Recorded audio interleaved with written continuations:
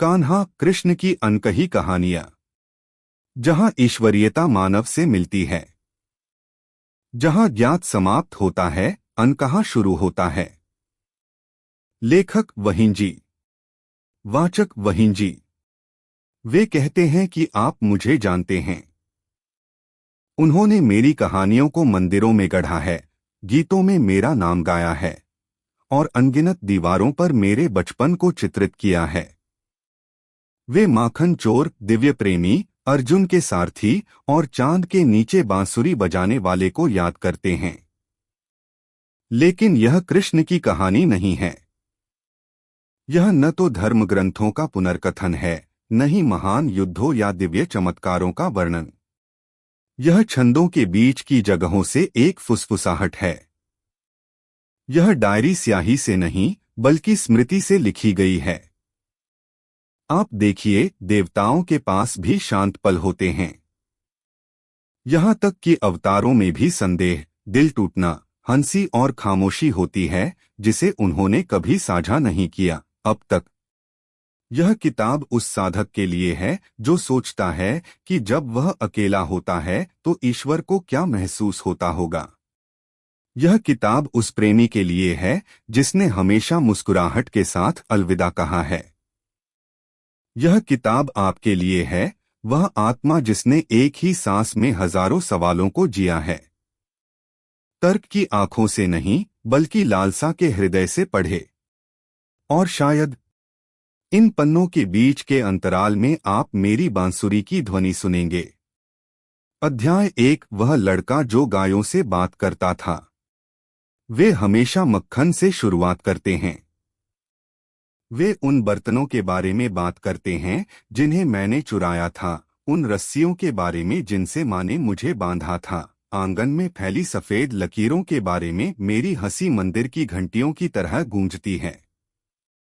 बेशक यह एक मीठी याद है, लेकिन यह बहुत गहरे कुएं की सतह मात्र है। इससे पहले कि मैं दुनिया से प्यार करना सीखूं, बांसुरी से पहले, युद्धों और ज्ञान से पहले, मैंने सुनना सीखा। और ये गायें ही थीं जिन्होंने मुझे सिखाया।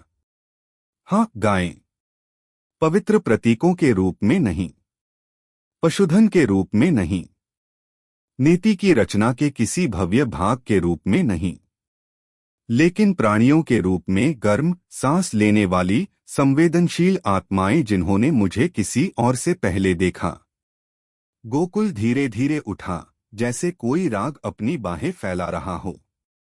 सूरज वहां गर्जना के साथ नहीं उग रहा था, वह धीरे धीरे हरे खेतों और नीले आसमान पर सोना बिखेरता हुआ जम्हाई ले रहा था। मैं दूसरों के हिलने से पहले ही चुपके से बाहर निकल जाता था। उस समय शरारत के लिए नहीं, बस चुप्पी साधने के लिए। गायें पहले से ही जाग चुकी होती, मुलायम मुंह और नरम आंखों से चरती, और उन्हें हमेशा पता चल जाता कि मैं कब पास हूं। वे एक एक करके अपने सिर उठाते थे, जैसे कोई दर्शक किसी गीत की तैयारी कर रहा हो। उनमें सबसे बड़ी, नंदिनी सबसे पहले मेरी ओर आती, उसके खुर धीरे धीरे धरती पर धंस रहे थे, मानो वह उसे जगाना नहीं चाहती थी। वह मेरा हाथ सहलाती और धीरे धीरे पलकें झपकाती। यह सिर्फ स्नेह नहीं था, यह पहचान थी। दैवीय शक्ति की नहीं, नहीं, नहीं। गायों को इसकी परवाह नहीं थी। उन्होंने कुछ ज्यादा ईमानदार चीज पहचानी। एक लड़का जो कहीं और नहीं बल्कि उनके साथ था। मुझे उनके साथ कभी शब्दों की जरूरत नहीं पड़ी। ये सब तो बाद में आया, भाषण, शास्त्र, पाठ। लेकिन उन शुरुआती दिनों में मैं मौन में बोलता था और वे भी उसी तरह जवाब देते थे। जब मैं अपनी ठोड़ी घुटनों पर रखकर उनके पास बैठता तो वे शांत प्रहरी की तरह मेरे चारों ओर चक्कर लगाते। जब मैं रोती थी, अपने घुटनों के खरोंच से नहीं, बल्कि उन सपनों से जिन्हें मैं समझ नहीं पाती थी, वे मेरे करीब झुक जाते थे, अपना माथा मेरे माथे से सटा देते थे। मैं उनकी सांसें सुन सकती थी, गहरी, मिट्टी जैसी। पहली ध्वनि से पहले ब्रह्मांड की गुनगुनाहट की तरह। मुझे एक सुबह याद है जब सब कुछ बहुत ज्यादा लग रहा था। माँ ने मुझे किसी मूर्खतापूर्ण बात के लिए डांटा था और बलराम ने मुझे फिर से अजीब कहा था। उस उम्र में भी मुझे लगता है कि उसे लगा कि मैं अलग हूँ। न बेहतर न बदतर, बस एक लय में ढला हुआ जिसे वह सुन नहीं सकता था। इसलिए मैं भागकर चरागाह में चला गया। मैं बात नहीं करना चाहता था। मैं सांत्वना नहीं चाहता था। मैं तो बस बनना चाहता था। और उन्होंने मुझे ऐसा करने दिया। घंटों तक मैं उस सौम्य झुंड से घिरा रहा। कोई मांग नहीं, कोई अपेक्षा नहीं, बस गर्मजोशी और धैर्य। एक बछड़ा मेरे बगल में कुंडली मारकर सो गया। उसका सिर मेरे पैर पर टिका हुआ था। वह ऐसे ही सो गया। मैं भी सो गया। जब मैं जागा तो दुनिया नहीं बदली थी, लेकिन मैं बदल गया था। यह पहली बार था जब मुझे एहसास हुआ, आपको हमेशा जवाबों की जरूरत नहीं होती। कभी कभी आपको बस मौजूदगी की जरूरत होती है। क्या आपको लगता है कि मेरा पहला प्रदर्शन बांसुरी के साथ था? नहीं, यह उनके साथ था। मैं मन ही मन गुनगुनाता, बेतुकी धुनें, आधी अधूरी लोरियां, मनगढ़ंत। गायें इकट्ठी हो जातीं, सिर झुके हुए, कान खड़े। एक दिन मैंने नदी के किनारे से एक नरकट तोड़ा और उसमें फूंक मारी। एक भयानक आवाज निकली, तीखी और चीखती हुई। मैं हंसा। वे चौंके, फिर शांत हो गए। उसके बाद हर दिन मैं फिर कोशिश करता। अलग अलग सुर, नरम सांसें, और धीरे धीरे मुझे एक ऐसा संगीत मिल गया जो सिखाया नहीं गया था, सिर्फ याद किया गया था। मानो मेरी आत्मा पहले से ही उस धुन को जानती थी और गायें मुझे याद दिला रही थीं। मैंने उनके चबाने से समय का ज्ञान प्राप्त किया। उनके चलने से लय मिलती है। कदम वृक्षों की छाया में जिस तरह वे एक साथ एक दूसरे के बगल में खड़े थे, उससे सामंजस्य का अनुभव हो रहा था। इससे पहले कि ऋषियों ने मेरी बांसुरी सुनी, इससे पहले कि युवतियां उसके सुरों पर आहें भरें, ये मेरे 4 पैरों वाले साथी थे जिन्होंने मुझे पहली बार बधाई दी। तालियों से नहीं, बल्कि शांति से। और इसका मतलब और भी अधिक था। वे कहते हैं कि आंखें आत्मा की खिड़कियां हैं, लेकिन गायों की आंखें दर्पण हैं। जब मैंने उनके अंदर देखा तो मुझे वह नहीं दिखा जो मुझे बताया गया था, बल्कि यह दिखा कि मैं वास्तव में कौन था। कृष्ण अवतार नहीं, नंद का बेटा नहीं, राक्षसों का भविष्यवाणी पूर्वक वध करने वाला नहीं। एक लड़का जिसके पास बहुत सारी भावनाएं हैं और उसे व्यक्त करने के लिए कोई जगह नहीं है। उन्होंने मुझे देखा। जिन दिनों मुझे इतनी खुशी महसूस होती थी कि वह मुश्किल से मेरे सीने में समा पाती थी, वे मेरे साथ नाचते थे।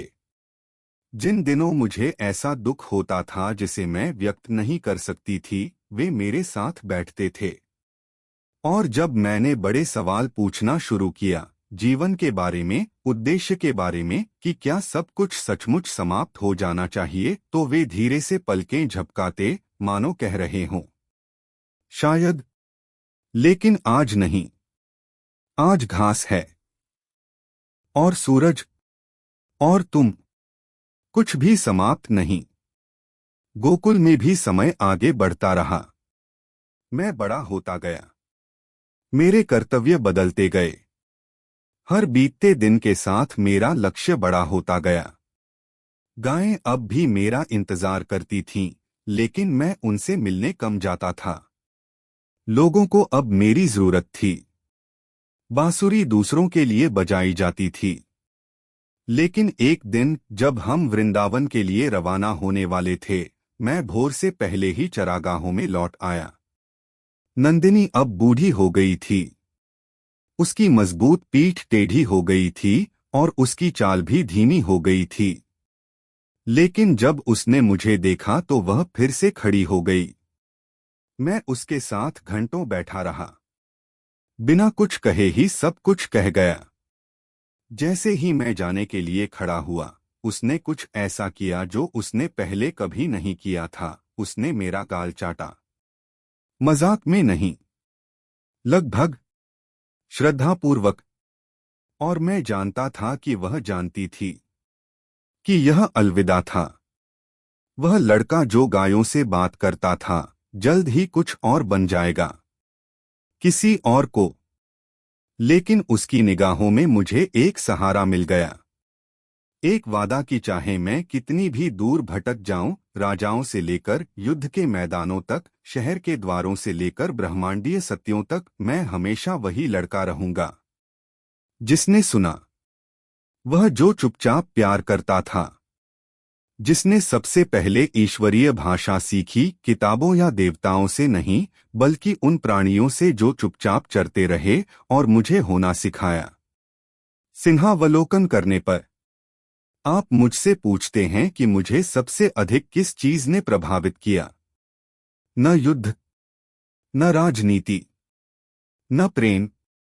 यह वे थे, गोकुल की गायें, मेरे पहले दर्शक, मेरे पहले दोस्त, मेरे पहले शिक्षक। उन्होंने सिर्फ सुना ही नहीं, उन्होंने सुना। और ऐसा करते हुए उन्होंने मुझे भी ऐसा ही करना सिखाया। अनकही बातों को सुनना, अनकही बातों को महसूस करना और अदृश्य से प्रेम करना।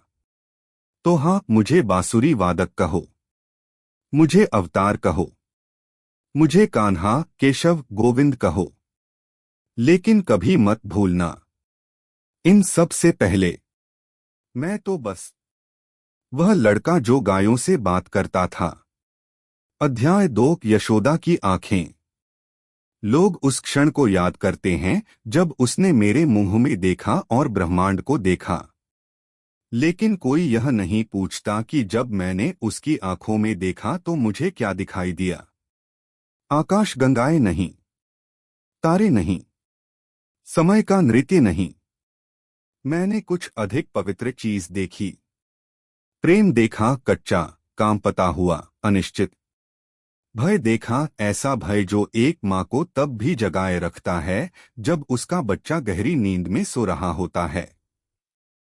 विश्वास देखा, देवताओं या भविष्यवाणियों में नहीं, बल्कि मुझ में। उसका बच्चा, उसके कान्हा। शुरू से ही उन्होंने मुझे एक दिव्य बच्चे की माँ के रूप में नहीं, बल्कि एक माँ के रूप में अपनाया, पूर्ण विरांग। उसने मुझे ऐसे नहीं गोद में लिया जैसे मैं कोई भविष्यवाणी हूं जो कोमल त्वचा में लिपटी हुई है। उसने मुझे ऐसे गोद में लिया जैसे कोई चमत्कार हो जिसके बारे में उसे यकीन नहीं था कि वह इसके लायक है। जैसे मेरी हर धड़कन एक उधार लिया हुआ पल था जिसे वह जाने नहीं देना चाहती थी। जब मैं रोती थी तो वह भाग जाती थी, बाल बिखरे हुए, आंखें पागलों जैसी, मानो आसमान फट गया हो। जब मैं हंसता तो वह ध्वनि याद करने के लिए काम बीच में ही रोक देती। और जब मैं सो जाता तो वह झुककर फुसफुसाती, रुको मेरे छोटे बच्चे, बस थोड़ी देर और। मैंने किया जितना मुझे करना चाहिए था उससे अधिक लंबा। यह जानने के लिए काफी समय है कि बिना किसी कारण के प्यार किए जाने का वास्तव में क्या मतलब है। मैंने दुनिया को उस तरह नहीं देखा था जैसा कि अब देखता हूँ, कर्मगत ऋणों और नीति से घिरा हुआ। मैंने इसे वैसे ही देखा जैसा माँ ने देखा था, उसकी आंखों के माध्यम से। उसने फिर भी वह कुचला हुआ आम खरीद लिया क्योंकि वह गाड़ी पर अकेला पड़ा हुआ लग रहा था। जब मानसून जल्दी आ गया और कपड़े सुखाने की रस्सी भीगने से ढीली पड़ गई तो उसके माथे पर चिंता उभर आई। जब भी मैं पेड़ पर चढ़ता था तो वह अपने होंठ काटती थी, ऐसा दिखावा करती थी कि वह मुझे नहीं देख रही है, लेकिन वह हमेशा मुझे देख रही होती थी। उसकी नजर में दुनिया सरल थी। भोजन प्रार्थना था, एक बच्चे की खांसी तो सर्वनाश थी। और प्यार, प्यार बिना किसी दिखावे के की जाने वाली 100 छोटी छोटी चीजें थीं। गर्म दूध, बालों में ताज़ा तेल, आधी रात को फटी आवाज में गाई जाने वाली लोरी। उसने मुझे दर्शनशास्त्र नहीं पढ़ाया, वह दर्शनशास्त्र थी। हर नजर, हर स्पर्श, हर आंसू एक शास्त्र था, और मैं उत्सुक शिष्य। एक रात बिजली गिरने से गोकुल की जड़ें हिल गईं। मैं तूफानों से अनजान नहीं था। मैंने नदियों को शांत कर दिया था, हवाओं को शांत कर दिया था। लेकिन उस रात मैंने डरने का नाटक किया। क्यों? क्योंकि मैं पकड़ना चाहता था, और उसने ऐसा किया। माँ ने मुझे उठाया, अपनी शॉल में लपेटा, और मेरे कानों में पुरानी कहानियां फुसफुसाईं, उन जानवरों की जिन्हें आश्रय मिला, उन बहादुर छोटे लड़कों की जिन्होंने हवा को मात दी। वह तब तक गाती रही जब तक उसकी आवाज नहीं फट गई। उसने मुझे तब तक झुलाया जब तक तूफान भी नहीं थम गया।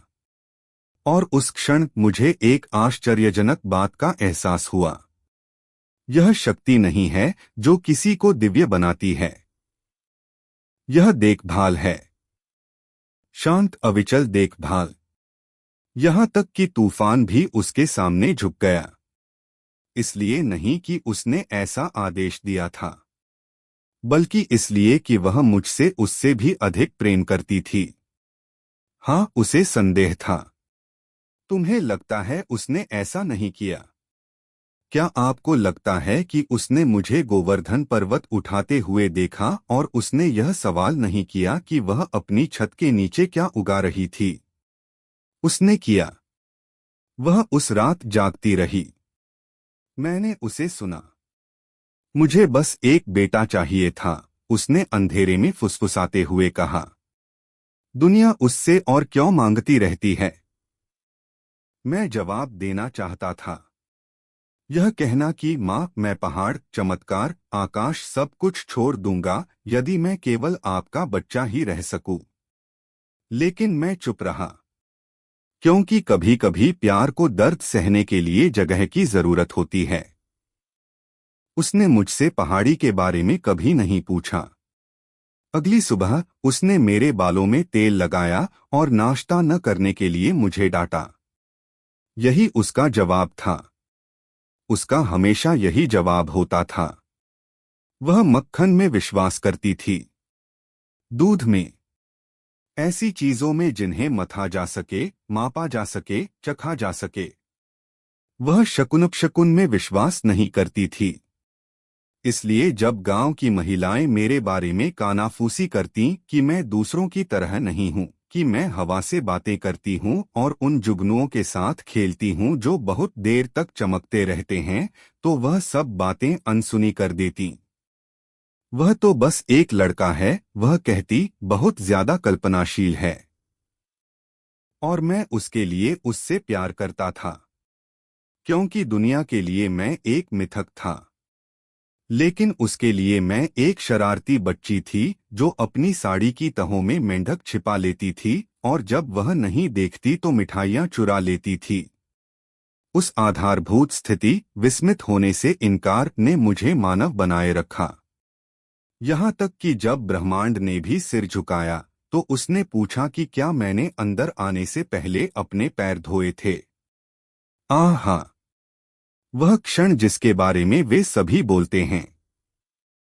जिस दिन मैंने अपना मुंह खोला और उसे ब्रह्मांड दिखाया, ग्रह, तारे, जन्म और मृत्यु के चक्र, वह हांफने लगी। वह लड़खड़ाकर पीछे हटी। एक पल के लिए उसे एहसास हुआ, और तब उसने पलकें झपकाईं। उसकी आंखें भर आईं, और उसने कुछ ऐसा किया जिसकी किसी को उम्मीद नहीं थी। उसने मुझे और कसकर पकड़ लिया। श्रद्धा से नहीं, घबराहट से। मेरे कान्हा, वह रो पड़ी, उन्होंने तुम्हारा क्या बिगाड़ा है? न कि आप कौन हैं, न कि आप क्या हैं, लेकिन उन्होंने आपके साथ क्या किया है। क्योंकि उस क्षण उसे डर था कि वह मुझे खो देगी, भविष्यवाणी के प्रति, नियति के प्रति, संसार के प्रति। और मुझे इसका डर भी था, किसी भी राक्षस से अधिक, किसी भी युद्ध से अधिक। तो मैंने अपना मुंह बंद कर लिया और मैं हंस पड़ा और ब्रह्मांड लुप्त हो गया। मैं फिर से उसका लड़का बन गया, क्योंकि उसके जैसे प्यार को स्पष्टीकरण की जरूरत नहीं है, उसे आश्वासन की जरूरत है। कई बार ऐसा हुआ कि मैं वहां से चला गया, मुझे सच्चाई पहले ही पता चल गई थी। मैं जानता था कि मैं कौन हूं, मुझे क्या बनना है। लेकिन मैं गोकुल में जितना रुकना चाहिए था उससे अधिक समय तक रुका। क्यों? उसकी वजह से। क्योंकि जब मैं खेतों से कीचड़ में चलकर आता था तो उसकी आंखें चमक उठती थीं। क्योंकि जिस तरह से उसने मेरे लिए सबसे अच्छे मीठे चावल बचाकर रखे थे, ऐसा दिखावा किया जैसे यह एक दुर्घटना थी। क्योंकि वह मुझे एक भगवान या प्रतीक के रूप में नहीं, बल्कि अपने रूप में देखती थी। क्या आप जानते हैं कि यह कितना दुर्लभ है? किसी की पूरी दुनिया बनना, एक विचार के रूप में नहीं, कहानी के रूप में नहीं, लेकिन एक बच्चे के रूप में। इसीलिए मैं रुका, क्योंकि कभी कभी ईश्वर को भी सोने के लिए गोद की जरूरत होती है। वर्षों बाद जब मैं कुरुक्षेत्र के युद्ध क्षेत्र में खड़ा होकर अर्जुन को धर्म और युद्ध का मार्गदर्शन दे रहा था, तो मुझे उसकी याद आई। मुझे याद आया कि जब मुझे बुखार था तो कैसे उसने मेरे माथे के बाल साफ किए थे। जब मैं रूठ जाता तो वह कैसे फुसफुसाकर कहती थी, मेरा जिद्दी लड़का। वह मुझ पर कितना विश्वास करती थी, इस बात पर नहीं कि मैं क्या करूंगा, बल्कि इस बात पर कि मैं कौन हूं। और मुझे एहसास हुआ, मैंने जो कुछ भी सिखाया वह उसके जीवन से आया। उसने कभी कोई धर्मग्रंथ नहीं लिखा, लेकिन वह एक थी, हर माँ है। अब जब मैं दुनिया को देखता हूं तो कभी कभी उसकी आंखें उधार लेता हूं। जब मैं किसी रोते हुए बच्चे को देखता हूं तो सोचता हूं, यशोदा क्या करती होंगी। जब मैं पुरुषों में अहंकार बढ़ता हुआ देखती हूं तो सोचती हूं, क्या उनकी आवाज उन्हें नम्र बनाने के लिए पर्याप्त होगी। जब मैं किसी को प्यार न करते हुए देखता हूं तो मुझे दुख होता है, क्योंकि वह बिना किसी कारण के भी उससे प्यार करती होगी।